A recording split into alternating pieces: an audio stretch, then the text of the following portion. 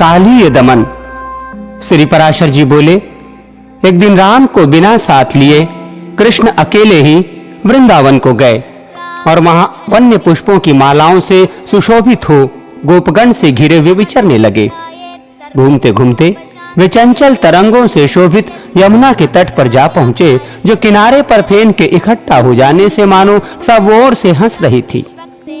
यमुना जी में उन्होंने विषाग्नि से संतप्त जल वाला कालीय नाग का महाभयंकर कुंड देखा। उसके विषाग्नि के प्रसार से किनारे के वृक्ष जल गए थे और वायु के थपोड़ों से उछलते हुए जलकणों का स्पर्श होने से पक्षीगण दग्ध हो जाते थे।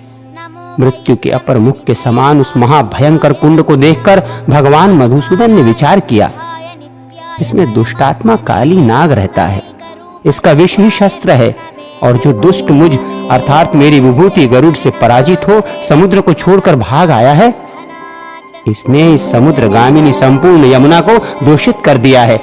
अब इसका जल प्यास से मनुष्यों और गौओं के भी काम में नहीं आता है। अतः मुझे इस नागराज का दमन करना चाहिए, जिससे व्रजवासी लोग निर्भय होकर सुखपूर्वक रह सके। इस कुमार ग्रामी दुरात्माओं को शांत करना चाहिए, इसलिए ही तो मैंने इस लोक में अवतार लिया है।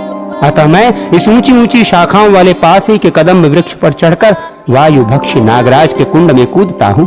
श्री पराशर जी बोले, हे मैत्रेय, ऐसा विचार कर भगवान अपनी कमर कसकर वेग पूर्वक नागराज के कुंड में कूद पड़े। उनके कूदने से उस महालहद ने अत्यंत शोभित होकर दूर स्थित वृक्षों को भी भिगो दिया। उस सर्प के विषम विष की ज्वाला से तपे हुए जल से भीगने के कारण वे वृक्ष तुरंत ही जल उठे और उनकी ज्वालाओं से संपूर्ण दिशाएं व्याप्त हो गईं। तब कृष्णचंद्र ने उस नाग कुंड में अपनी भुजाओं को ठोका। उनका शब्द सुनते ही वो नागराज तुरंत उनके सम्मुख आ गया। उसके नेत्र क्रोध से कुछ ताम्रवर्ण हो रहे थे, मुखों से अग्नि की लपटें निकल रही थी और वो महाविषैले अन्य वायु भक्षी सर्पों से घिरा हुआ था। उसके साथ में मनोहर हारों से भूषिता और शरीर कंपन से हिलते हुए कुंडलों की कांति से सुशोभिता सैकड़ों नागपत्नियां थीं। तब सर्पों ने कुंडलाकार होकर कृष्णचंद्र को अपने शरीर से बांध लिया और अपने विषाग्नि संतप्त मुखों से काटने लगे। तदनंतर गोपगण कृष्णचंद्र को नाग कुंड में गिरा हुआ और सर्पों के फणों से पीड़ित होता देख ब्रज में चले आए और शोक से व्याकुल होकर रोने लगे। गोपगण बोले, आओ आओ देखो, ये कृष्ण काली दह में डूबकर मूर्छित हो गया है। देखो, इसे नागराज खाए जाता है। वज्रपात के समान उनके इन अमंगल वाक्यों को सुनकर गोपगण और यशोदा आदि गोपियां तुरंत ही काली दह पर दौड़ आईं। हाय हाय, वे कृष्ण कहाँ गए? इस प्रकार अत्यंत व्याकुलता पूर्वक रोती हुई गोपियां यशोदा के साथ शीघ्रता से गिरती पड़ती चली।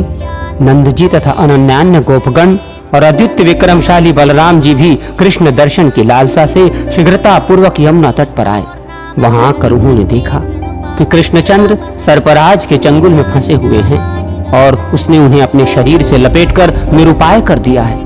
हे मुनि सत्तम, महाभागा यशोदा और नंदगोप भी पुत्र के मुख पर टकटकी लगाकर चेष्टा शून्य हो गए।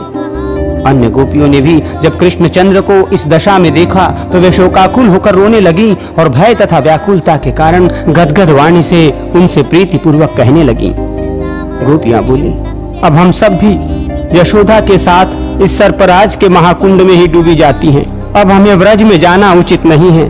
सूर्य के बिना दिन कैसा, चंद्रमा के बिना रात्रि कैसी, सांड के बिना गौएं क्या, ऐसा ही कृष्ण के बिना व्रज में भी क्या रखा है। कृष्ण के बिना साथ लिए अब हम गोकुल नहीं जाएंगी, क्योंकि इनके बिना वो जलहीन सरोवर के समान अत्यंत अभव्य और असेव्य है। जहाँ नीलकमल दल किसी आभा वाले ये श्याम सुंदर हरि नहीं है, उस मात्र मंदिर से भी प्रीति होना अत्यंत आश्चर्य ही है। हरि, खिले हुए कमल दल के सदृश कांति युक्त नेत्रों वाले श्री हरि को देखे बिना अत्यंत दीन हुई तुम किस प्रकार ब्रज में रह सकोगी? जिन्होंने अपनी अत्यंत मनोहर बोली से हमारे संपूर्ण मनोरथों को अपने वशीभूत कर लिया है, उन कमल नयन कृष्णचंद्र के बिना हम नंद जी के गोकुल को नहीं जाएंगी। अरे गोपियों, देखो, सर्पराज के फण से आवृत्त होकर भी श्री कृष्ण का मुख हमें देखकर मधुर मुस्कान से सुशोभित हो रहा है। श्री पराशर जी बोले, गोपियों के ऐसे वचन सुनकर तथा त्रास विहल चकित नेत्र से गोपों को पुत्र के मुख पर दृष्टि लगाए अत्यंत दीन नंद जी को और मूर्छाकुल यशोदा को देखकर महाबली रोहिणी नंदन बलराम जी ने अपने संकेत से कृष्ण जी से कहा, हे देव देवेश्वर, क्या आप अपने को अनंत नहीं मानते? फिर किस लिए ये अत्यंत मानव भाव व्यक्त कर रहे हैं? पहियों की नाभि जिस प्रकार अरों का आश्रय होती है, उसी प्रकार आप ही जगत के आश्रय, कर्ता, हर्ता और रक्षक हैं, तथा आप ही त्रैलोक के स्वरूप और वेद त्रयीमय हैं। हे अचिंत्यात्मन, इंद्र, रुद्र, अग्नि, वसु, आदित्य, मुरुदन और अश्विनी कुमार तथा समस्त योगी जन आप ही का चिंतन करते हैं। हे जगन्नाथ, संसार के हित के लिए पृथ्वी का भार उतारने की इच्छा से ही आपने मर्त्य लोक में अवतार लिया है। आपका अग्रज मैं भी आप ही का अंश हूँ। हे भगवान, आपके मनुष्य लीला करने पर ये गोप वेशधारी समस्त देवगण भी आपकी लीलाओं का अनुकरण करते हुए आप ही के साथ रहते हैं। हे शाश्वत, पहले अपने विहारार्थ देवांगनाओं को गोप रूप से गोकुल में अवतीर्ण कर पीछे आपने अवतार लिया है। हे कृष्ण, यहाँ अवतीर्ण होने पर हम दोनों के तो ये गोप और गोपियां ही बांधव हैं। फिर अपने इन दुखी बांधवों की आप क्यों उपेक्षा करते हैं? हे कृष्ण, ये मनुष्य भाव और बाल चापल्य तो आप बहुत दिखा चुके। अब तो शीघ्र ही इस दुष्टात्मा का, जिसके शस्त्र दांत ही है, दमन कीजिए। श्री पराशर जी बोले। इस प्रकार स्मरण कराए जाने पर मधुर मुस्कान से अपने ओष्ठ संपुष्ट को खोलते हुए श्री कृष्णचंद्र ने उछलकर अपने शरीर को सर्प के बंधन से छुड़ा लिया और फिर अपने दोनों हाथों से उसका बीच का फण झुकाकर उस नतमस्तक सर्प के ऊपर चढ़कर बड़े वेग से नाचने लगे। कृष्णचंद्र के चरणों की धमक से उसके प्राण मुख में आ गए।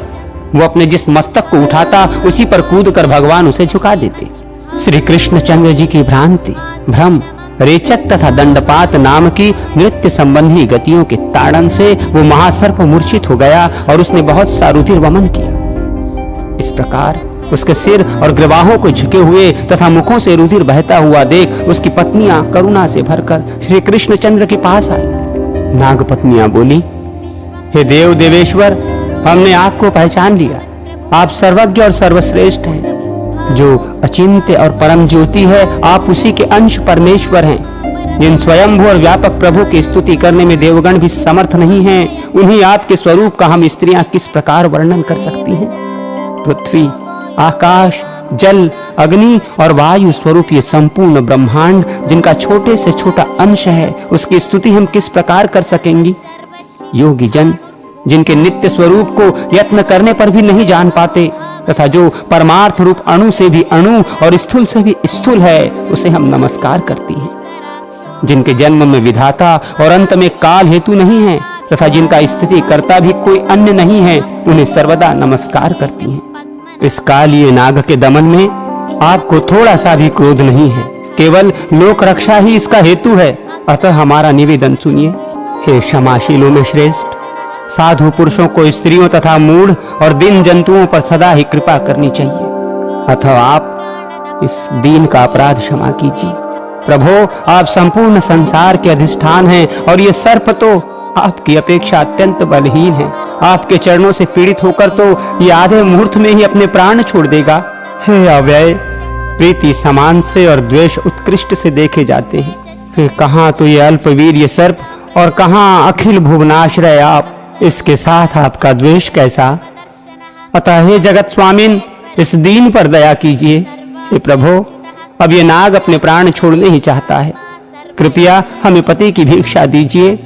हे भुवनेश्वर, हे जगन्नाथ, हे महापुरुष, हे पूर्वज, ये नाग अब अपने प्राण छोड़ना ही चाहता है। कृपया आप हमें पति की भिक्षा दीजिए। हे वेदांत वेद देवेश्वर, हे दुष्ट दैत्य दलन, अब ये नाग अपने प्राण छोड़ना ही चाहता है। आप हमें पति की भिक्षा दीजिए। श्री पराशर जी बोले। नाग पत्नियों के ऐसा कहने पर, थका मांदा होने पर भी नागराज कुछ ढांढस बांधकर धीरे धीरे कहने लगा, हे देव देव, प्रसन्न होइए। हे नाथ, आपका स्वाभाविक अष्टगुण विशिष्ट परम ऐश्वर्य निरतिशय है, अर्थात आपसे बढ़कर किसी का भी ऐश्वर्य नहीं है। अतः मैं किस प्रकार आपकी स्तुति कर सकूंगा? आप पर हैं, आप पर मूल प्रकृति के भी आदि कारण हैं। हे परमात्मक, पर की प्रवृत्ति भी आप ही से हुई है। अतः आप पर से भी पर हैं, फिर मैं किस प्रकार आपकी स्तुति कर सकूंगा, जिनसे ब्रह्मा, रुद्र, चंद्र, इंद्र, मरुदन, अश्विनी कुमार, वसुगण और आदित्य आदि सभी उत्पन्न हुए हैं। उन आपकी मैं किस प्रकार स्तुति कर सकूंगा। ये संपूर्ण जगत जिनके काल्पनिक अवयव का एक सूक्ष्म अवयवांश मात्र है, उन आपकी मैं किस प्रकार स्तुति कर सकूंगा। जिन सदसत कार्य कारण स्वरूप के वास्तविक रूप को ब्रह्मा आदि देवेश्वर गण भी नहीं जानते, उन आपकी मैं किस प्रकार स्तुति कर सकूंगा। जिनकी पूजा ब्रह्मा आदि देवगण नंदनवन के पुष्प, गंध और अनुलेपन आदि से करते हैं, उन आपकी मैं किस प्रकार पूजा कर सकूंगा। देवराज इंद्र जिनके अवतार रूपों की सर्वदा पूजा करते हैं तथापि यथार्थ रूप को नहीं जान पाते, उन आपकी मैं किस प्रकार पूजा कर सकता हूँ। योगी गण अपनी समस्त इंद्रियों को उनके विषयों से खींचकर जिनका ध्यान द्वारा पूजन करते हैं, उन आपकी मैं किस प्रकार पूजा कर सकता हूँ। जिन प्रभु के स्वरूप के चित्त में भावना करके योगी जन भाव में पुष्प आदि से ध्यान द्वारा उपासना करते हैं, उन आपकी मैं किस प्रकार पूजा कर सकता हूँ। हे देवेश्वर, आपकी पूजा अथवा स्तुति करने में मैं सर्वदा असमर्थ हूँ। मेरी चित्तवृत्ति तो केवल आपकी कृपा की ओर ही लगी हुई है, अतः आप मुझ पर प्रसन्न होइए। हे केशव, मेरा जिसमें जन्म हुआ है वो सर्प जाति अत्यंत क्रूर होती है, ये मेरा जातीय स्वभाव है। हे अच्युत, इसमें मेरा कोई अपराध नहीं है। इस संपूर्ण जगत की रचना और संहार आप ही करते हैं। संसार की रचना के साथ उसकी जाति, रूप और स्वभावों को भी आप ही बनाते हैं। हे ईश्वर, आपने मुझे जाति, रूप और स्वभाव से युक्त करके जैसा बनाया है उसी के अनुसार मैंने ये चेष्टा भी की है। हे देव, यदि मेरा आचरण विपरीत हो तब तो अवश्य आपके कथनानुसार मुझे दंड देना उचित है। तथापि हे जगत स्वामिन, आपने मुझ यज्ञ को जो दंड दिया है वो आपसे मिला हुआ दंड मेरे लिए कहीं अच्छा है, किंतु दूसरे का वर भी अच्छा नहीं। हे अच्युत, आपने मेरे पुरुषार्थ और विष को नष्ट करके मेरा भली प्रकार मान मर्दन कर दिया है। अब केवल मुझे प्राण दान दीजिए और आज्ञा कीजिए कि मैं क्या करूं। श्री भगवान बोले, हे सर्प, अब तुझे इस यमुना जल में नहीं रहना चाहिए। तू शीघ्र ही अपने पुत्र और परिवार के सहित समुद्र के जल में चला जा।